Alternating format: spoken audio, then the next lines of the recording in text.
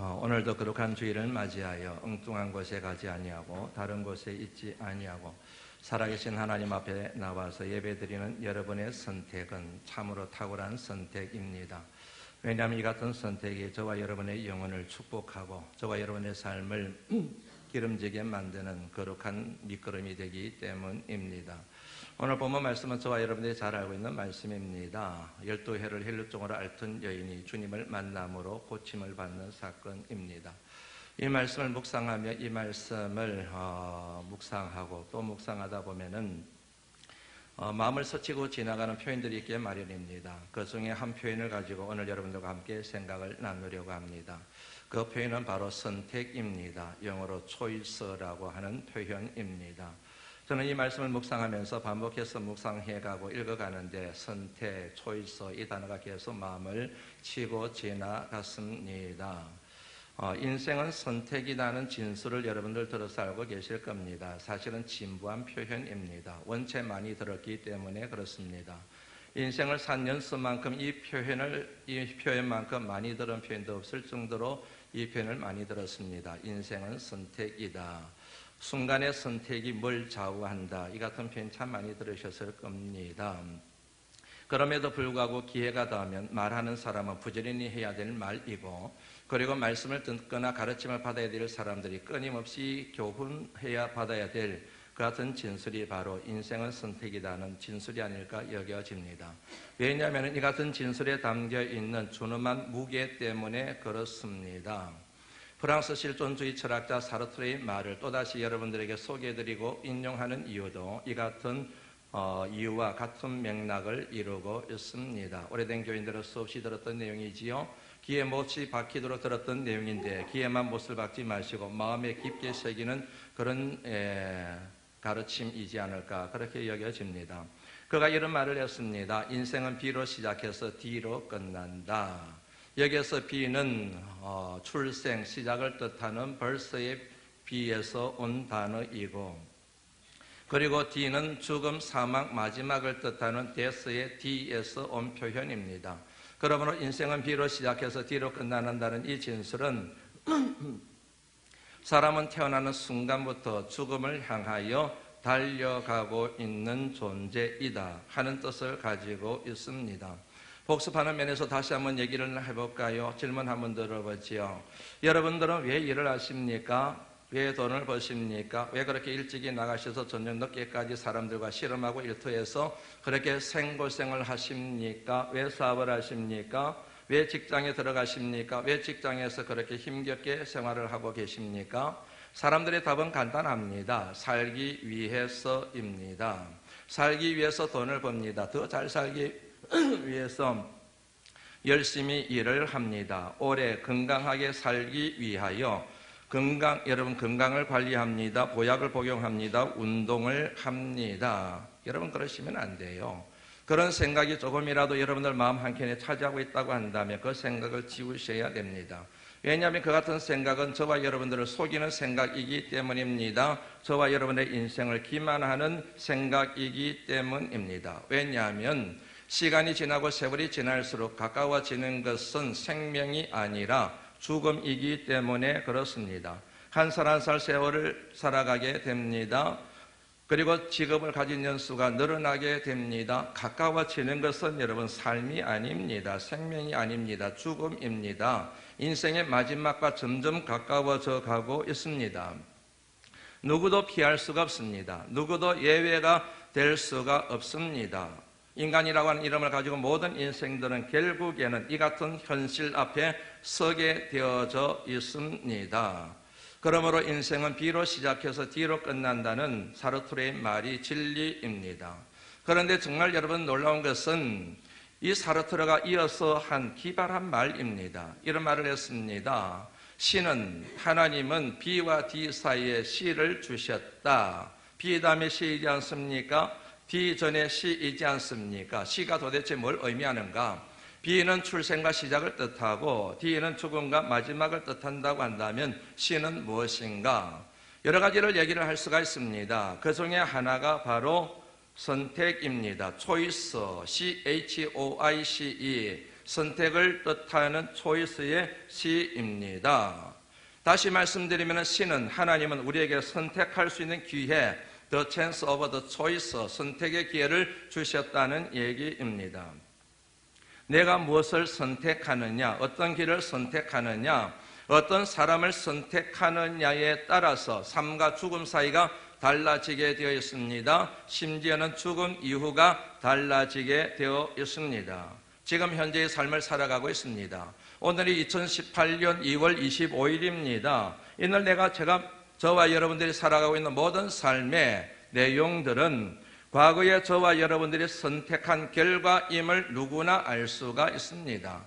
저절로 주어진 오늘이 아닙니다. 그저 생긴 오늘이 아닙니다. 과거에 1년 전이든 몇 개월 전이든 10년 전이든 20년 전이든 그때 내가 선택한 결과, 그 결과가 오늘의 삶이라고 하는 건 누구나 알 수가 있지 않습니까? 이런 사람하고 살고 있습니다. 저런 사람하고 살아가고 있습니다. 이런 남편 저런 남편을 지금 함께 옆에 두고 살아가고 있습니다. 왜요?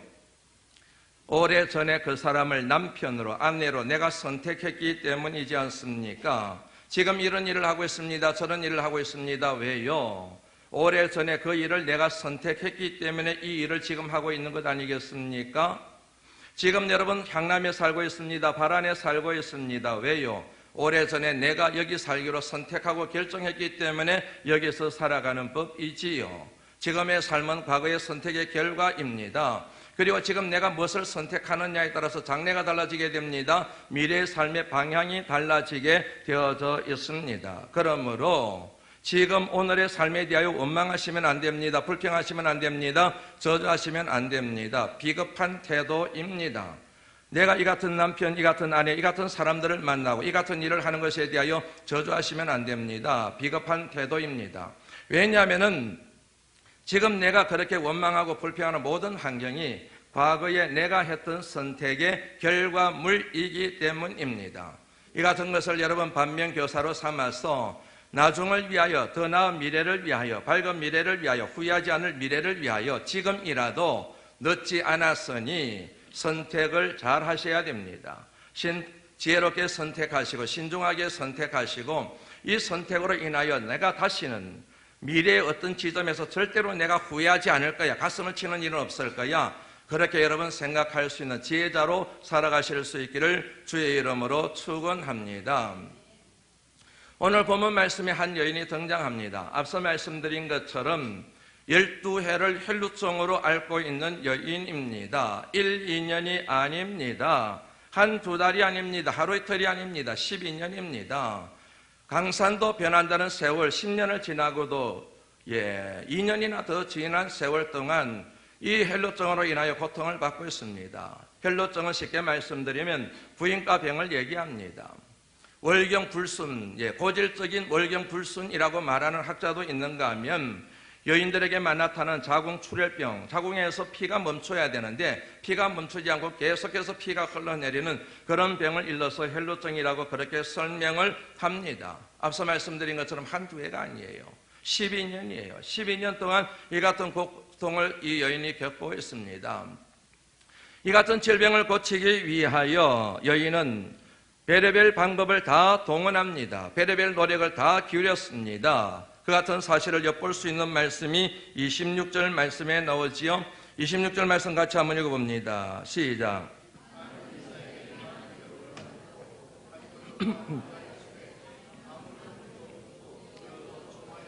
이 말씀에서 저와 여러분들이 주목해 봐야 될 표현이 있습니다. 많은 의사에게 이 표현 속에 감추어진 단어가 하나 있습니다. 그것은 바로 선택입니다.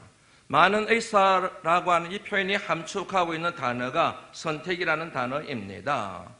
이 여인은 자신의 질병을 고치기 위하여 사람을 선택했습니다. 의사를 선택했습니다. 이 의사를 선택했습니다. 만족할 만한 결과를 얻지 못했습니다. 다른 의사를 선택했습니다. 그 의사도 마음에 들지 않았습니다. 또 다른 의사를 찾아 나섰습니다. 그 의사를 선택하여 치료를 받았습니다.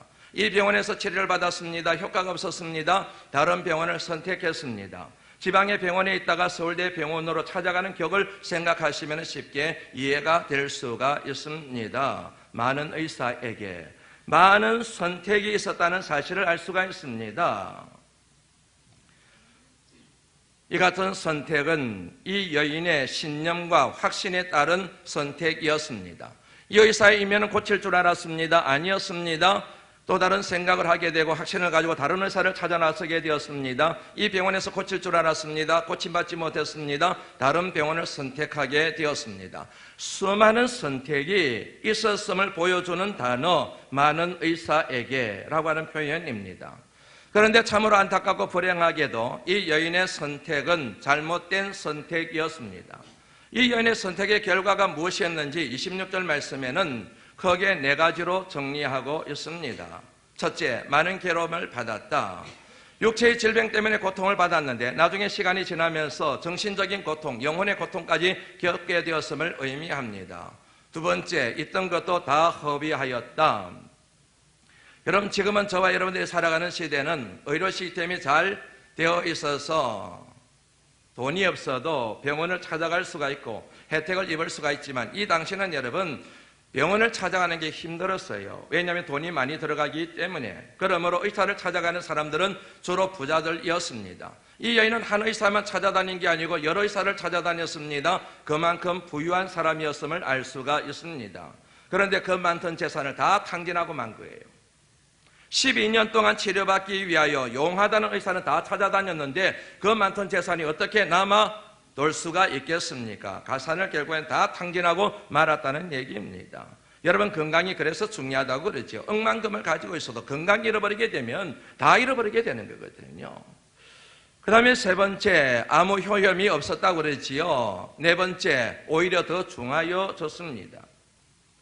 혹을 떼려고 하다가 혹을 붙인 격이 되고 말았습니다. 설상가상이라는 말 아시죠? 눈이 왔는데 그 위에 서리까지 내려버린 것입니다.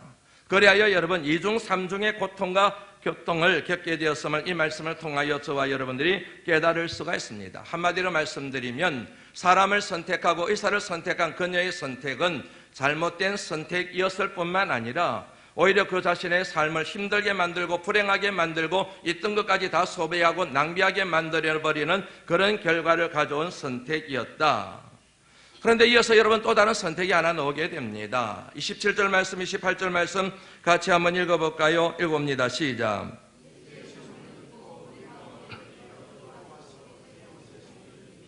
이는 내가 구원을 받으리라 생각함이려라.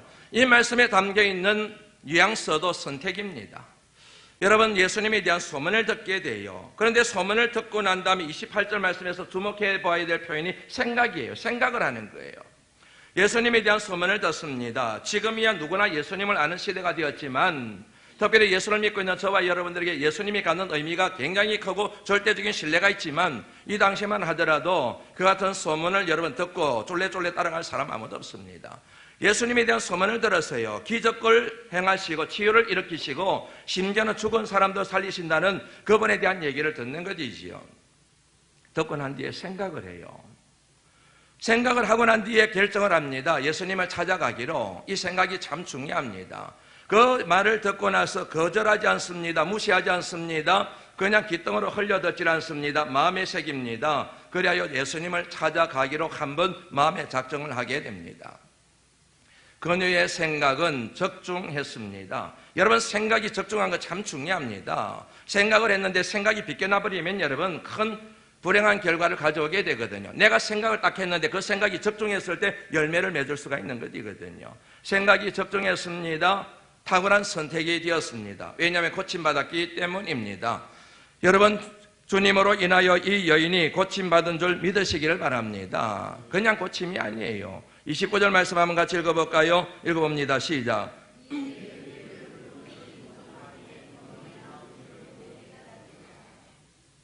그냥 병이 나은 게 아닙니다. 혈루의 근원이 말랐습니다. 질병의 뿌리가 뽑혀버렸습니다. 단번에 그것도 적시라는 말이 나오지요. 시간이 걸린 게 아니에요. 하루 이틀이 걸린 게 아니에요. 그 자리에서 바로 치유되었습니다. 예수님이 능력 있으신 분이기 때문에 그렇습니다. 만병의 치료자가 되시고 통치자 되시기 때문입니다. 이 같은 치료의 은혜가, 치료의 역사가 이 말씀을 듣는 여러분들에게도 임하시기를 만병의 치료자 되시는 주님의 이름으로 축원합니다. 이 말씀을 묵상하면서 아쉬운 마음이 들더라고요. 이 여자가 조금이라도 더 일찍이 예수님을 만났더라면, 조금이라도 더 일찍이 예수님을 선택했더라고 한다면 12년 동안 그렇게 고생을 안 했을 텐데, 12년 동안 그렇게 고통을 당하지 않았을 텐데, 그 많은 가산들도 탕진하는 그 같은 불행한 결과를 맞이하지 않았을 텐데 왜 늦게 와서 이 같은 고통의 세월을 보냈을까 하는 아쉬운 마음, 안타까운 마음이 들어요. 그런데 이 같은 생각은 부질없는 생각이에요. 왜냐하면 예수님이 공생의 사역을 하던 시기와 이 여인이 발병하고 그리고 그 질병으로 인하여 고통받던 시기가 다르기 때문에 그렇습니다. 만약에 이 여인이 여러분 예수님 30살에 예수님을 만났다고 한다면 그때는 예수님이 공생애를 시작하는 시기입니다. 그로부터 12년 전에 발병했기 때문에 예수님의 나이가 그때는 18살이에요. 그러므로 예수님이 활동하던 시기와 이 여인이 고침받을 수 있는 기회는 전혀 맞지가 않는 것입니다. 이 같은 사실들을 생각하면서 참 우리는 큰 복을 받은 사람들이구나 하는 생각을 하게 되었습니다. 왜냐하면 우리는 예수님을 알기 때문입니다. 예수님의 능력을 믿기 때문입니다. 마음으로 믿든 입술로만 믿든 얕은 믿기 때문에 그렇습니다. 그런데 아무리 믿으면 뭐합니까? 그 사실을 알고 있으면 무슨 소용이 있습니까? 예수님께 오지를 않는데, 예수님께 맡기지를 않는데, 도와달라고 청하지를 않는데, 주님 앞에 나와서 무릎 꿇고 기도를 하지 않는데 아는 게 뭔 소용이 있어요? 아는 게 중요한 게 아니라 아는 것이 믿음으로 성화되어 그 믿음 때문에 내 인생의 문제를 들고 주님 앞에 나와서 주님 도와주세요, 주님 살려주세요, 주님 풀어주세요, 그래야 되는 것, 그게 진짜 믿음인 것이지, 그게 믿음 생활의 가치인 것이지, 알기만 하고 믿기만 하고 입으로만 고백을 하고 오질 않는데 뭔 소용이 있냐, 이런 얘기입니다. 사르트르의 말을 다시 소개해드립니다. 인생은 B로 시작해서 D로 끝납니다. 그런데 B와 D 사이에 하나님은 C를 주셨습니다. 선택의 기회를 주셨습니다. 찬스를 주셨습니다. 그리고 초이스를 할 수 있는 기회를 주셨습니다. 궁극적인 C가 있습니다. 크라이스트, CHRIST, 크라이스트, 지저스 크라이스트, 크라이스트 지저스를 저와 여러분들에게 주셨습니다. 그리스도를 주셨습니다. 그분은 여러분 우리의 구원자이십니다. 생명이십니다. 사랑하는 성도 여러분, B와 D 사이를 살아가시는 무능한 인생된 여러분, 크라이스트를 선택하시기를 주의 이름으로 축원합니다. 크라이스트를 의존하시기를 바랍니다. 믿음은 여러분 선택이에요. 하나님이 세상을 이처럼 사랑하사 독생자를 주셨으니 이는 저를 믿는 자마다 그랬습니다. 이는 저를 믿는 자마다, 이 표현을 저는 이렇게 달리 표현할 수 있다고 생각합니다. 이는 그를 선택하는 자마다, 그를 선택하는 자가 그를 믿는 자입니다. 그를 믿는 자는 그를 선택하게 되어져 있습니다. 그런 사람들이 멸망하지 않고 영생의 복을 받아 누리게 될 줄로 믿습니다. 예수 그리스도를 선택하기 위한 필요 충분 조건이 있습니다. 필요 조건은 인간의 무능함을 자각하는 것입니다. 여러분, 이 16절 말씀 많은 의사를 얘기했습니다. 앞서 말씀드린 것처럼 이 여인은 자신의 질병을 고치기 위하여 의사를 선택했습니다. 의사는 전문가입니다. 경험이 있는 사람들입니다. 지식이 있는 사람들입니다. 경험이 그리고 기술을 가지고 있는 사람들입니다. 그런데 그 많은 의사들이 이 여인의 질병을 고치지를 못했습니다. 이유가 뭔지 아시죠? 인간이기 때문에 그렇습니다. 의사도 사람이기 때문에 그렇습니다. 오래전에 여러분, 제가 섬기던 교회, 제가 맡은 교구에 집사님 한 분이 병원에 입원하셨어요. 그런데 그분이 신촌 세브란스 병원의 과장급 의사 선생님이셨습니다. 입원해 계시다고 해서 그 부인도 의사였는데 함께 신방을 갔습니다. 깜짝 놀랐습니다. 의사 선생님이 환자복을 입고 앉아 계시는데 그 수술을 받게 되었다. 중환병에 걸렸다는 거 있죠.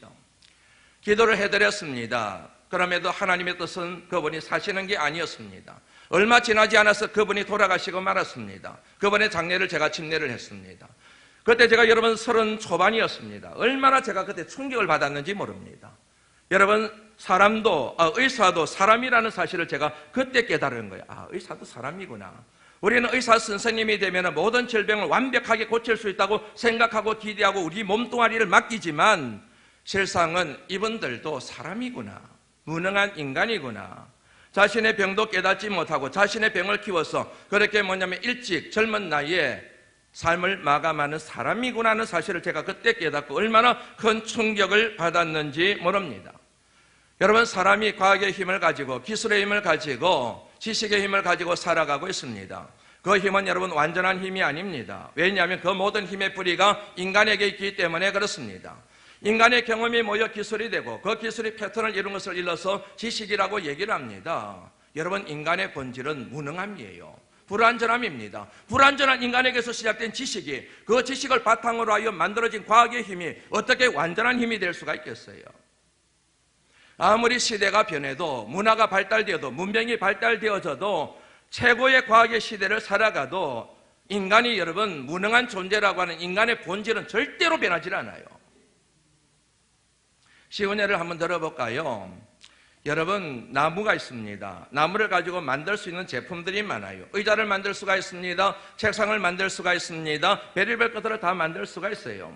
예전에는 나무로 만들어도 조잡하게 만들었는데 기술이 발달하면서 나무로 만든 제품들이 너무너무 근사해요. 너무너무 아름다워요. 그리고 나무라고 하지만 사람들은 이름을 달리 붙입니다. 의자라고 얘기해요. 책상이라고 얘기해요. 숟가락이라고 얘기를 해요. 그런데 여러분, 아무리 기술이 발달하여 이름도 다른 정말로 근사한 제품을 만들어도 그 재료는 바뀌질 않아요. 원재료는 그대로 있습니다. 뭐입니까? 나무라는 거예요. 아무리 이름이 달라도, 그리고 아무리 고가의 제품이 만들어져도 결국은 그 재질이 나무라는 사실은 변함이 없는 거예요. 마찬가지입니다. 인간의 힘으로 만들어진 모든 과학과 기술의 문명이 예전에는 상상할 수 없을 정도로 진보하고 발전했다 할지라도 그 같은 여러분 문명을 만든 재료는 인간이에요. 그러므로 여러분, 불완전한 인간이 만든 문명이기 때문에 그 같은 문화와 문명이 절대로 우리에게 완전한 힘으로 올 수 없다는 사실을 저와 여러분들이 기억할 필요가 있습니다. 저와 여러분들이 살아가는 시대를 제4차 산업혁명 시대라고 얘기를 합니다. 제4차 산업혁명 시대의 핵심은 AI입니다. 인공지능입니다. 다시 말씀드리면 로봇입니다. 모든 인공지능을 가진 물체가 저와 여러분의 삶을 이제는 삶 가운데 깊게 깊숙하게 들어와서 크게 영향을 끼치게 될 겁니다. 선한 영향력이 있을 겁니다. 모든 삶의 질이 달라질 가능성이 많습니다. 편리해질 가능성이 있습니다. 윤택해질 가능성이 매우 높습니다. 오래 살 가능성도 매우 높습니다. 그런데 여러분, 그 같은 AI로 인하여 생길 수 있는 역기능도 문제점도 상상 이상으로 많이 있습니다. 예를 들면 여러분, 이제는 사람이 하던 일을 로봇가 다 하게 돼요. 수술도 로봇가 하게 돼요. 농사도 여러분 로봇가 농사를 짓게 됩니다. 모든 기계를 사람이 하던 일들을 로봇가 다 대체해서 하게 돼요. 그러면 여러분, 사람들은 이제 편안하게 살 수가 있습니다. 그런데 그 많은 시간 동안 사람들이 뭘 하겠습니까? 에덴 동산에서도 여러분 농사를 짓고 살았던 에덴 동산에서도 죄를 지었던 그 인간의 본성이 뭘 하겠습니까? 그 에너지를 가지고 어디에 사용하겠습니까? 엉뚱한 곳에 사용하게 되고 성적으로 타락하게 되고 문란하게 되고 정말로 인간이 감당할 수 없는 그런 부정적인 결과가 초래될 것이라고 하는 사실은 조금만 생각해 보면 알 수가 있습니다. 아무리 과학이 발달해도 완벽할 수 없기 때문에 그렇습니다. 다시 말씀드리면 모든 과학과 문명 그리고 문화의 뿌리는 불완전한 인간에 있기 때문에 그렇습니다. 쉬운 예를 다시 한번 들어보죠. 여러분, 모든 과학이 지향하는 초점이 있습니다. 그것은 바로 의술입니다. 왜냐하면 건강하게 오래 살고자 하는 욕망이 인간의 욕망의 정점에 있기 때문에 그렇습니다. 억만금을 가지고 있어도 병들고 억만금을 가지고 있어도 죽어버리면 무슨 소용이 있습니까? 그래서 여러분, 인간의 욕망을 자극하는 가장 중요한 것은 건강하게 오래오래 사는 거예요. 그러므로 과학이 발달할 때 자연스럽게 의술이 발달할 수밖에 없습니다. 좋은 약을 개발할 수밖에 없습니다. 그런데 아시겠지만은 전에도 말씀드린 것처럼 모든 의약품과 모든 의술에게는 부작용이 있습니다. 후유증이 있습니다. 예수님 당시에 혈루병을 의사들은 고치지 못했어요. 그러나 지금은 의술의 힘으로 혈루병을 고칠 수는 있어요. 그런데 그것으로 끝입니까? 다른 질병이 생겨요. 예전에는 생각지도 못한 질병들이 자꾸만 생기는 거예요. 그래서 여러분, 사람들이 그렇게 많이 아픈 거예요. 여러분, 병원에 가보세요. 요즘 과학의 시대라고 하는 이때에 최고의 문명을 구가하고 있다고 하는 이 21세기에 병원에 가보세요. 얼마나 많은 사람들이 입원해 있는지. 안 되는 거예요, 여러분.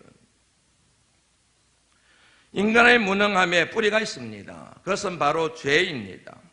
죄 짓고는 못 산다는 말이 있습니다. 정말로 맞는 말입니다. 진리입니다.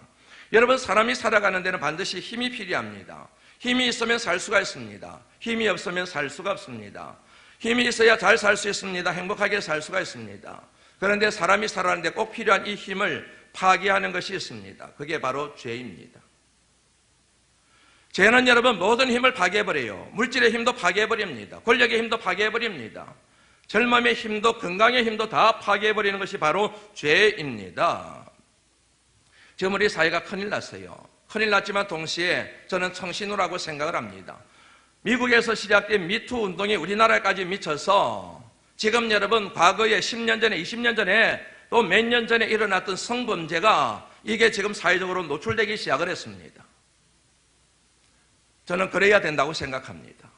반드시 건강한 사회로 가기 위해서는 반드시 이 같은 일이 반드시 일어나야 된다고 생각을 합니다.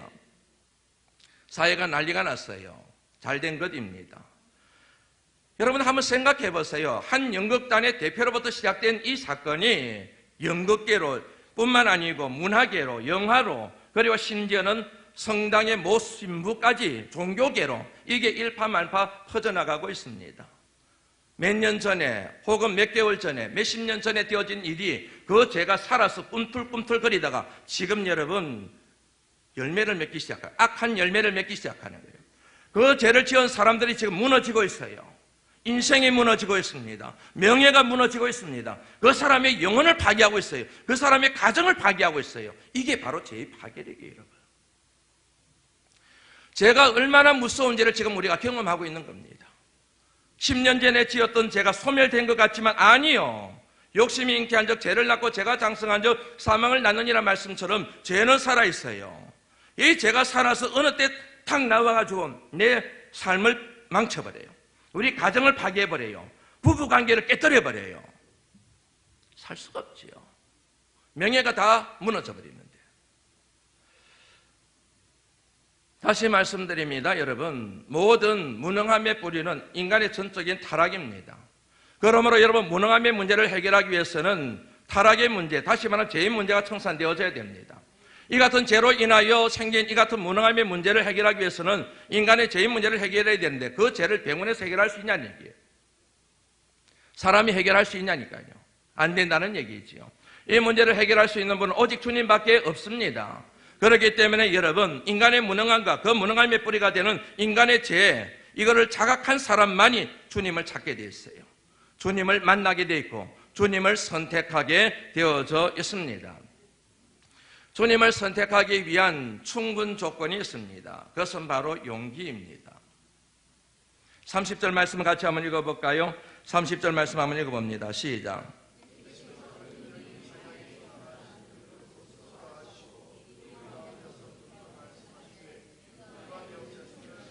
이 말씀을 읽으면 좀 이상해요. 뭐가 이상하냐면은 예수님께서 자기 몸에서 능력이 나간 줄은 아시는데 뭐라고 질문하세요? 누가 내 몸에 손을 댔느냐? 누가 내 옷에 손을 댔느냐고 질문하세요. 마치 아무것도 모르는 것처럼 그렇게 질문하세요. 정말 주님이 모를까요? 아니요. 주님이 다 알고 계시죠. 하나님이 되시는 이유는 전지하시기 때문에 그런 것 아닙니까? 다 알고 계세요. 다 알고 계시면 왜 그러면 이 말씀을 하셨을까요? 여기에는 여러분 주님의 중요한 의도가 있습니다. 많은 이유들이 있습니다. 그 중에 하나가 이렇게 질문하신 이유는 다 알고 계심에도 불구하고 누가 옷을 만졌는지 누구에게로 능력이 나갔는지 그 여인이 바로 이 사람이라는 사실을 주님이 다 아심에도 불구하고 누가 내 옷에 몸을 댔느냐고 그렇게 질문하신 중요한 이유는 그 여인을 끌어내기 위해서입니다. 왜요? 그 여인을 전인격적으로 치유하시기 위해서요. 다시 말씀드리면 육신의 질병만 고치는 것이 아니라 그 여인에게 있는 죄의 문제를 청산하시고 한 걸음 더 나아가서 가정과 사회로 복귀하여 행복한 삶을 살아가도록 하시기 위하여 잃어버린 하나님 나라를 그녀에게 주기 위하여 그 여인을 끌어내시고자 그 같은 질문을 던지신 것입니다. 이게 도대체 무슨 뚱딴지 같은 얘기냐? 여러분, 이 말씀에서 우리가 주목을 해봐야 될 게 있어요. 여인이 주님의 옷깃을 만졌다는 거예요. 주님에 대한 소문을 듣고 난 뒤에 내가 주님을 찾아가야지, 주님 면전에 대고 내가 도움을 청해야지, 그런 게 아니라 뭔 생각을 했어요? 내가 주님 뒤로 가서 아무도 모르게 주님의 옷깃을 살짝 만져야 되겠다. 왜 그런 줄 아시죠? 정결법 때문에 그런 겁니다. 정결법. 이 말씀을 이해하기 위해서는 하나님께서 모세를 통하여 루친 율법의 내용을 살펴볼 필요가 있습니다. 레위기 여러분 15장 25절 말씀, 27절 말씀 한번 보시지요. 레위기 15장 25절 27절 말씀, 25절은 제가 읽고 여러분들이 26절 읽으시고 27절은 함께 읽겠습니다.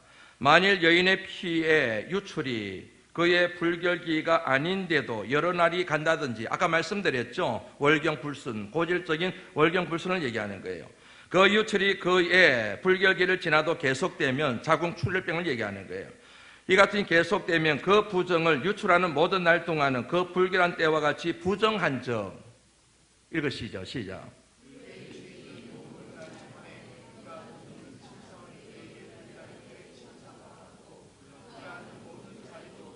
이때는 여러분 모든 게 다 부정하게 된다는 거예요. 그가 건드리는 것마다 다 부정하게 된다, 불결하게 된다는 얘기지요. 27절 말씀 읽습니다. 시작. 맞아요. 그것을 만지는 사람들도 다 부정한 사람이 되는 거예요. 정결법입니다. 다시 말씀드리면 12해를 혈루증을 앓는 여인은 부정한 여인이라는 사실을 알 수가 있습니다. 이 같은 부정한 사람은 정결법에 따라서 사람들과 사회로부터 격리 조치를 하는 게 율법의 법입니다. 그 사람만 부정하게 되는 것이 아니라 다른 사람들도 다 부정하게 만들 수가 있기 때문에 그 사람들로부터 격리 조치를 시킵니다. 가정으로부터 격리시킵니다. 사회로부터 격리시킵니다. 남편으로부터 격리시키고 자녀들로부터 격리시키고 형제들과 부모님으로부터 격리 조치를 하게 됩니다. 다시 말씀드리면은 모든 일상적인 사회적인 관계로부터 소외되는 것을 의미합니다. 그런 세월이 여러분 한두 달이 아니에요. 하루 이틀이 아니에요. 12년이에요. 12년 동안. 12년 동안 부정한 여인으로 낙인이 찍혀서 혼자서 가족들과 떨어졌어. 친구들과 떨어졌어. 고독하게 외로운 삶을 지금 살아가고 있는 여인이 오늘 본문의 여인이라는 사실입니다. 여러분, 질병의 고통보다도 사랑하는 사람들과 살지 못하고 사람들로부터 소외되고 사람들로부터 격리되어서 그같이 여러분 살아가는 것만큼 외로운 고통스러운 삶도 없지 않겠습니까? 이 같은 이유, 이 같은 문제를 주님이 해결하시기 위하여 여인을 끌어내시는 거예요. 만약에 이 여인이 주님의 옷깃을 만짐으로 자기만 알고 고침받고 가버리게 되면 그 여인은 여러분 육신의 질병만 고침을 받는 겁니다. 근원적인 문제가 해결되지를 않아요. 누가 믿어주겠습니까? 내가 고침받았다고 얘기하는 걸 누가 믿어주겠습니까? 그래서 주님이 끌어내셔서 이 여인이 깨끗하게 되었음을 선언하고자 이 같은 의미로 끌어내셨다. 그렇게 정리하시면 정리가 될 것 같습니다. 다시 말씀드리지만 육신의 질병만 고침받는 것이 아니고 사회로부터 가정으로 격리되었던 그 여인을 다시 가정으로 돌려보내기 위하여, 그 사회로 돌려보내기 위하여, 단절되었던 모든 인간관계를 회복시켜 주시기 위하여, 다시 말씀드리면 전인적 치유를 위하여 하나님이 그 여인을 찾으신 거예요. 33절 말씀 한번 읽어볼까요? 33절 읽습니다. 시작. 그 앞에 엎드려 모든 사실을 여쭈되 여인이 직감을 했습니다. 가야 되겠구나. 주님 앞에 나섰습니다. 무릎을 꿇고 절을 합니다. 주님, 제가 그랬습니다. 바로 제가 장본인입니다. 그렇게 얘기를 해요. 그런데 여러분 주목해 봐야 될 게 두려워 떨며라는 표현이 옵니다. 두려워했어요. 떨었어요. 주님 때문에요? 아니요. 이 여인은 여러분 적어도 주님이 사랑이라는 사실을 알고 있었어요. 왜 두려워 떨었느냐 하면 그 주변에 있는 무리들 때문에 그렇습니다. 12년이에요, 여러분. 1, 2년이 아니고 12년 동안 이 여인은 불결한 여인으로 낙인이 찍혀있어요. 모르는 사람이 없어요. 그런데 그것을 고치기 위하여 남을 숨기고 이렇게 여러분 뭔가를 뒤집어 쓰고 주님한테 살짝 고침을 받았는데 주님 앞에 놓으면서 노출이 돼버린 거예요. 노출이 되는 순간 돌이 날아올 가능성이 많습니다. 왜냐하면 그 사이로 오는 순간 모든 사람들을 부정하게 만든 원흉이 돼버리거든요. 이 여인으로 인하여 자식들도 부정하게 되었고 불결하게 되었고 자기들도 심각한 그 같은 고통을 당하게 되었다는 이 같은 잘못된 신념 때문에 혹은 율법의 전통 때문에 이 여인을 향하여 돌을 던질 가능성이 많은 거예요. 여인이 그걸 감지한 거예요. 그래서 두려워 떨며 주님 앞에 나온 겁니다. 그럼에도 불구하고 여러분, 그 여인은 그렇게 했습니다. 도망가지 않았습니다. 피하지 않았습니다. 숨지 않았습니다. 자기를 노출시켰습니다. 자기를 드러냈습니다. 왜냐하면 육신의 질병보다도 이 같은 주님과 인격적인 만남이 진정 자기에게 자유함을 가져다 준다는 사실을 이 여인은 믿음으로 직감했기 때문에 그렇습니다. 이게 바로 그 여인의 믿음 어린 용기라고 말씀드릴 수가 있습니다. 34절 말씀 한번 읽어보죠. 읽어봅니다. 시작. 내 병에서 놓여 건강할지어다. 내 딸아 그래요. 딸아라고 하는 이 표현이 복음서 가운데 유일하게 여기만 나와요. 이 여인에 대해서만 주님이 내 딸아 그래요. 친밀한 정말로 육신의 아비가 육신의 딸을 향하여 내 사랑하는 딸아 그렇게 부르던 심정으로 부른 유일한 표현이 바로 이거예요. 그리고 말씀하십니다. 내 병에서 놓여 건강할지어다. 내 믿음이 너를 구원했다. 그렇게 선언하십니다. 주님의 사랑입니다. 이 말씀을 통하여 내가 율법을 폐하러 온 것이 아니라 나는 율법을 완성하러 왔노라는 주님의 말씀을 우리가 한 사례로 적용하여 이해할 수 있는 말씀입니다. 이 같은 여인의 선택과 믿음 어린 용기 때문에 이 여인은 육신의 질병만 고침받은 것이 아니라 전인격적인 치유와 회복의 역사가 일어났음을 저는 믿습니다. 이제 말씀을 마무리합니다. 약한 나로 강하게. 이번 여러분 특세의 주제입니다. 우리 모두는 약한 존재입니다. 돈이 많다고 괜찮다고 아니요. 젊다고 괜찮다고 아니요. 공부 많이 했다고 괜찮다고 아니요. 저와 여러분들은 다 약한 존재입니다. 무능한 존재입니다. 불완전한 존재입니다. 그런 저와 여러분들이 강한 존재가 될 수가 있습니다. 유능한 존재가 될 수 있습니다. 길은 하나밖에 없습니다. 하나님을 인격적으로 만나는 것입니다. 하나님을 인격적으로 만나기 위하여 우리 삶의 테두리 역할을 하고 있는 그 모든 벽들을 깨뜨려 버리는 용기가 저와 여러분들에게 있어야 됩니다. 이 같은 특별 새벽 기도에 요청받는 사람은 많지만 그렇다고 해서 아무나 오는 것은 아닙니다. 다시 말씀드립니다. 선택은 여러분 자유입니다. 그러나 그 선택에 대한 결과는 여러분들 책임입니다. 예수 오랫동안 믿어놓고 슬쩍슬쩍 기도해놓고 대충 하나님께 내 마음을 표현했다고 하고 그러고 난 다음에 하나님이 응답해 주시지 않는다고 믿음이 흔들리거나 하나님에 대하여 원망하거나 불평하는 이 같은 여러분 비겁함을 가져서는 안 됩니다. 주님의 초청에 주님의 부르심에 응하시는 저와 여러분들 다 되시기를 주의 이름으로 축원합니다. 시간이 지났지만 오늘의 말씀을 가장 잘 설명해 줄 수 있는 영상, 짧은 영상 하나 보고 기도하고 마치겠습니다.